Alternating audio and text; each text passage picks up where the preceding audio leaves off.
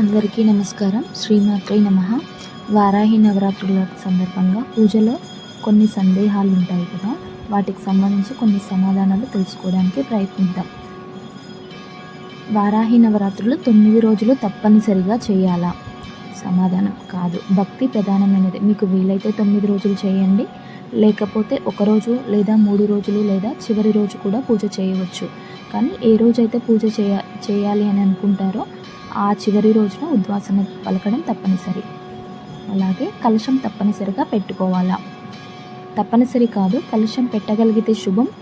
వంశపారంపర్యంగా మీరు పూజలో పెట్టుకోగలిగితే పెట్టుకోండి, లేకపోతే వారాహి అమ్మవారి చిత్రం లేదా విగ్రహం ముందు భక్తితో పూజ చేసిన ఫలితం లభిస్తుంది.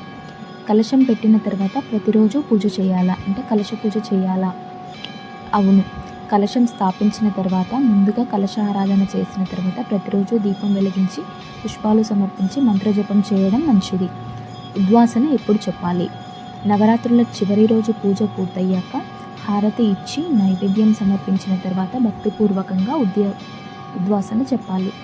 ఒకవేళ మనం 3 రోజులు లేదా 5 రోజులు పూజ చేయాలనుకుంటే 3 రోజుల్లో 3వ రోజు ఉద్వాసన పలకాలి. 5 రోజులు పూజ చేయాలనుకుంటే 5 రోజుల్లో చివరి రోజు ఉద్వాసన పలకాలి. తర్వాత ప్రతిరోజు ఏ మంత్రం జపించాలి?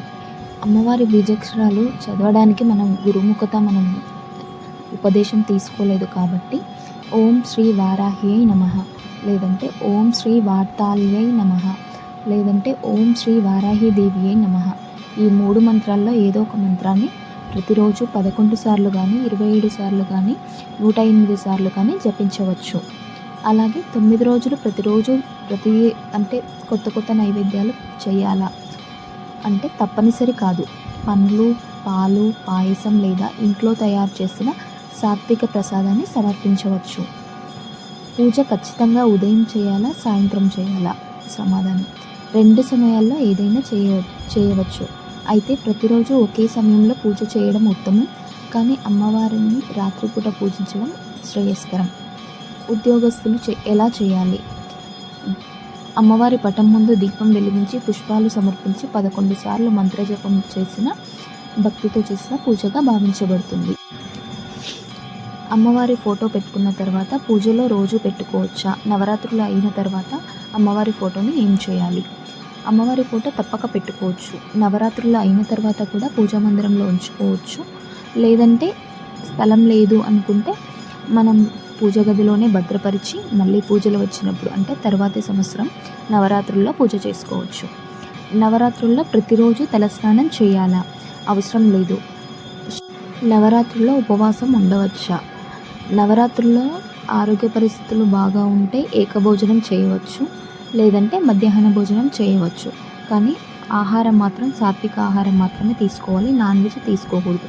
ఒకవేళ ఇంట్లో పరిస్థితులు అనుకూలించకపోయినా కనీసం వ్రతం చేసుకునేవారైనా సాత్విక ఆహారం తీసుకోవాలి. ఈ అమ్మవారి స్తోత్రాలను నవరాత్రులు అయిపోయాక కూడా చదవవచ్చా? ప్రతిరోజు చదువుకోవచ్చు. అమ్మవారి దగ్గర ఒకవేళ కలశ స్థాపన చేసుకుంటే కలశంలోని నీటిని ఏం చేయాలి? పూజ అనంతరం ఆ నీటిని తులసి మొక్క లేదా ఇతర పవిత్రమైన మొక్కల వద్ద పోయవచ్చు, లేదంటే తీర్థంగా కొంచెం స్వీకరించవచ్చు. పూజా విధానం, నియమాలు ఏవైనా కానీ భక్తి ప్రధానం. మనం భక్తితో సాత్విక ఆహారం తీసుకుంటూ బ్రహ్మచర్యం పాటిస్తూ ఉండడమే పూజలో శ్రేయస్కరం.